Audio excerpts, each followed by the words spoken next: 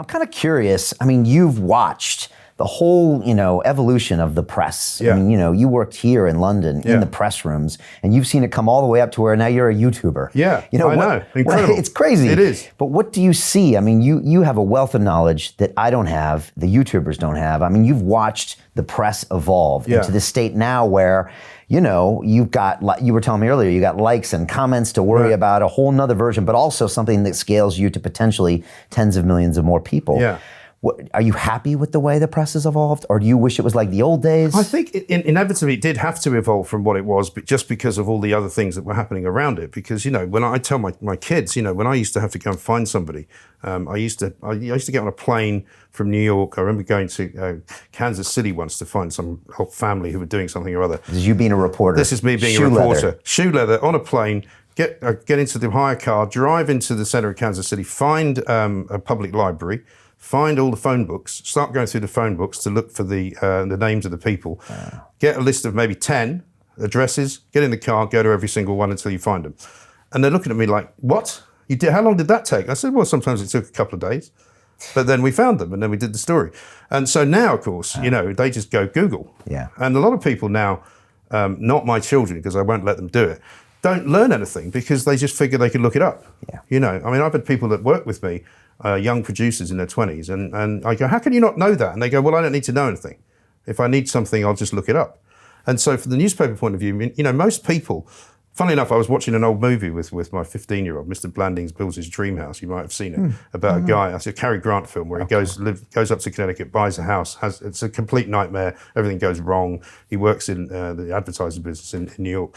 And he's in his apartment in New York and he goes to the front door, answers it and takes a newspaper. And I said to my son, that's the first moment that he will know what happened in the world yesterday. Right. He's reading a newspaper today about what happened yesterday. And again, he's looking at me like, what? I said, now we know what happens in Lebanon. Yeah. Literally the second a bomb goes off. Yeah. The same second. And it's broadcast all over the world. And I think for me, what really changed the world of newspapers certainly was the first Gulf War, because I was working in America. And in those days, I would call up and say somebody's been shot on the courthouse steps outside of a divorce court in Florida. They'd go, right, page one, great story. Now I would call them and say, oh, have you seen that, Bush is doing this, doing that? Yeah, we're watching it on CNN. So they had CNN on in the newsroom in London. Right. And that was the end, I think, of the old-fashioned kind of reporting, really. So everything was changing already. Because of the 24-hour news channels. Because of 24-hour news channels. Right, and so Ted Turner kind of, I guess, started that revolution. And even then, people were saying, when Sky started up, people were going, who's going to watch television news for 24 hours? And well, a lot of people do. Some people only watch news 24 hours because there's nothing else worth watching. So I think newspapers have had their time, basically, and I think their influence is dwindling. I think they're now more likely to be the deliverers of something else. For example, the Times has got a very successful digital subscriber system now where you can get an iPad version of the Times, which I happen to love.